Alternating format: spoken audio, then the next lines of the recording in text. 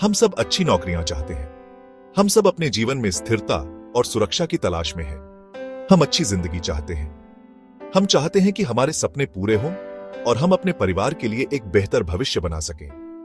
हम मानते हैं कि शिक्षा ही कुंजी है। शिक्षा ही वह माध्यम है जिससे हम अपने लक्ष्यों को प्राप्त कर सकते हैं। लेकिन क्या हो अगर वो सिस्टम जो हमें सफल बनाने के लिए बनाया गया है, असल में हमें पैसों की तंगी में डाल रहा है? क्या हो अगर हमारी शिक्षा प्रणाली, जो हमें मिडिल क्लास में लाने के लिए मानी जाती है, दरअसल एक जाल है? क्या हो अगर यह प्रणाली हमें आर्थिक रूप से कमजोर बना रही है? ये टीचर्स या स्कूलों को दोष देने के बारे में नहीं है। ये एक सिस्टम को ईमानदारी से देखने के बारे में है जो अब सबके लिए काम नहीं कर रहा है। यह एक ऐसी प्रणाली है जो अपने उद्देश्य से भटक गई है।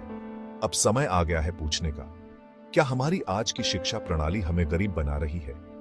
क्या यह प्रणाली हमें आर्थिक रूप से कमजोर बना रही है? हम में से बहुतों को सिखाया जाता है कि अच्छी पढ़ाई से अच्छी नौकरी मिलेगी, जिससे अच्छी जिंदगी मिलेगी। यह एक पुरानी धारणा है जो अब भी हमारे समाज में गहराई से जमी हुई है। हम खूब मेहनत करते हैं, अच्छे नंबर लाते हैं और महंगी डिग्रियों के लिए कर्ज ले लेते हैं। हम अपने सपनों को पूरा करने के लिए हर संभव प्रयास करते हैं, लेकिन असलियत बहुत अलग है। वास्तविकता अक्सर हमारी उम्मीदों से मेल नहीं खाती। कई ग्रेजुएट्स खुद को कम सैलरी वाली नौकरियों में फंसा हुआ पाते हैं, स्टूडेंट लोन के कर्ज में डूबे हुए। वे अपने सपनों को पूरा करने के बजाय आर्थिक तंगी में फंस जाते हैं। वो खूब मेहनत कर रहे हैं, लेकिन आगे नहीं बढ़ पा रहे हैं। उनकी मेहनत का फल उन्हें नहीं मिल रहा है। कुछ तो गड़बड़ है। यह प्रणाली कहीं ना कहीं गलत है। यह सीखने की अहमियत के बारे में नहीं है। यह शिक्षा के महत्व को कम नहीं करता। यह सवाल करने के बारे में है कि क्या आज की शिक्षा प्रणाली हमें आर्थिक सफलता के लिए जरूरी चीजें दे रही है या नहीं?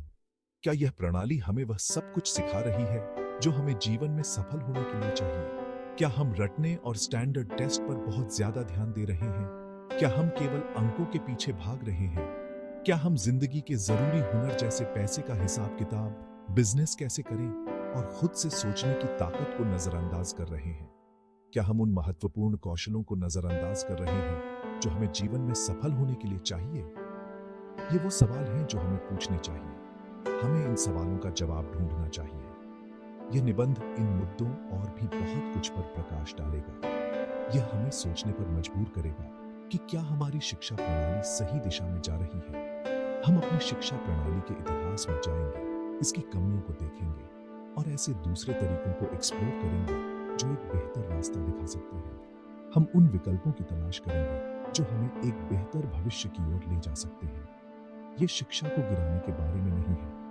ये शिक्षा प्रणाली को सुधारने के बारे में है। ये इसे फिर से बनाने के बारे में है ताकि ये सभी को उनकी बैकग्राउंड की परवाह किए बिना असली आर्थिक मजबूती हासिल करने के लिए सशक्त बना सके। ये एक ऐसी प्रणाली बनाने के बारे में है जो सभी के लिए काम करे और सभी को समान अवसर प्रदान करे। शिक्षा का एक लंबा और पेचीदा इतिहास रहा है। यह एक ऐसी यात्रा है जिसने समाज के हर पहलू को प्रभावित किया है। पुराने जमाने में शिक्षा अक्सर अमीर लोगों के लिए ही होती थी, जिसमें फिलॉसफी, अच्छा बोलना और कला पर ध्यान दिया जाता था। गरीब और मध्यम वर्ग के लोग इस शिक्षा से वंचित रह जाते थे। प्रिंटिंग प्रेस के आविष्कार के साथ ज्ञान ज्यादा लोगों तक पहुंचने लगा, जिससे धीरे धीरे सबके लिए शिक्षा का चलन बढ़ा। किताबें सस्ती हो गईं और ज्ञान का प्रसार तेजी से होने लगा। औद्योगिक क्रांति के कारण कुशल मजदूरों की जरूरत पैदा हुई और स्कूल, जैसा कि हम आज जानते हैं, अस्तित्व में आने लगे। यह एक महत्वपूर्ण मोड़ था जिसने शिक्षा को एक नई दिशा दी। ये स्कूल आज्ञाकारी फैक्ट्री मजदूर बनाने के लिए बनाए गए थे। शिक्षा का उद्देश्य था कि लोग मशीनों की तरह काम करें और आदेशों का पालन करें। जोर रटने, एक जैसे होने और निर्देशों का पालन करने पर था। इस प्रकार की शिक्षा ने रचनात्मकता और स्वतंत्र सोच को दबा दिया। इस सिस्टम ने एक समय के लिए अपना काम किया, लेकिन दुनिया बदल गई है। शिक्षा प्रणाली को भी समय के साथ बदलना चाहिए था। औद्योगिक युग खत्म हो चुका है। हम अब एक नए युग में प्रवेश कर चुके हैं। हम सूचना युग में रहते हैं, जो तेजी से तकनीकी प्रगति और ग्लोबलाइजेशन का समय है। इस युग में शिक्षा के नए मानदंड स्थापित हो रहे हैं और फिर भी हमारी शिक्षा प्रणाली काफी हद तक वैसी ही है। यह प्रणाली अभी भी पुराने ढर्रे पर चल रही है। हम अभी भी ऐसे ग्रेजुएट तैयार कर रहे हैं जो उन नौकरियों के लिए तैयार हैं जो अब है ही नहीं। यह एक गंभीर समस्या है। आज के समय में जिन हुनर की ज्यादा डिमांड है, क्रिएटिविटी, खुद से सोचना, प्रॉब्लम सॉल्व करना, डिजिटल दुनिया की समझ, ये पारंपरिक कक्षाओं में अक्सर नजरअंदाज कर दिए जाते हैं। यह एक बड़ी कमी है।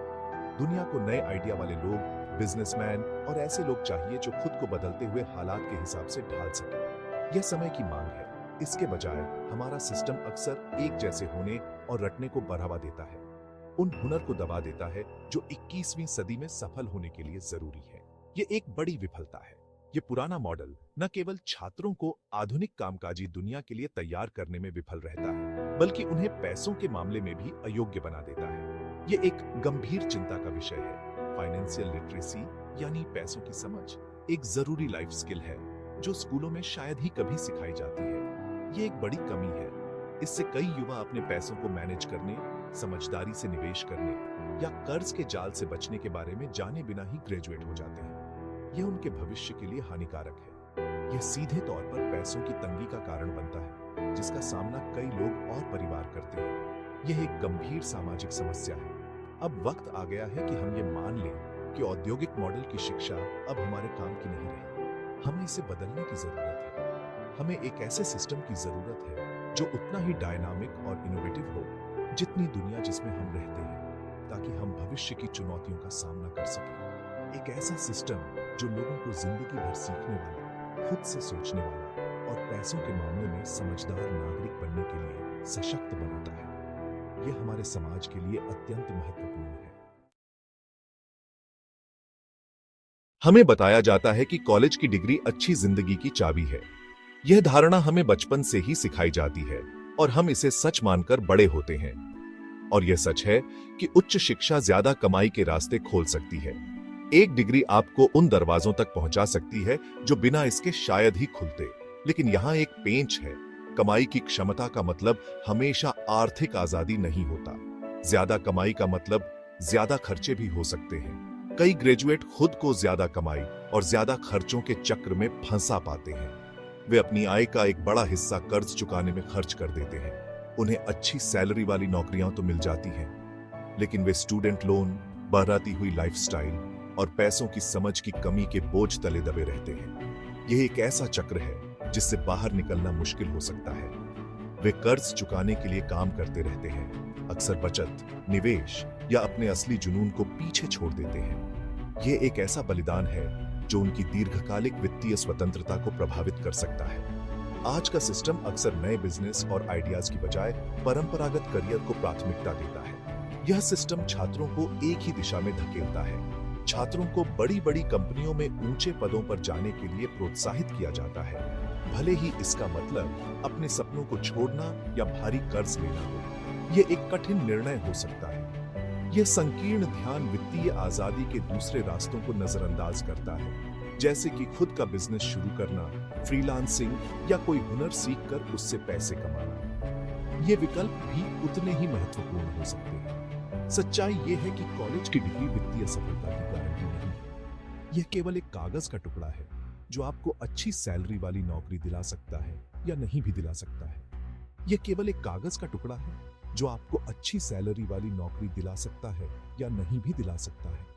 असल में यह आपकी व्यक्तिगत क्षमताओं और अवसरों पर निर्भर करता है। जो असल में मायने रखता है वो है आपके हुनर, आपका ज्ञान और आपकी सोच।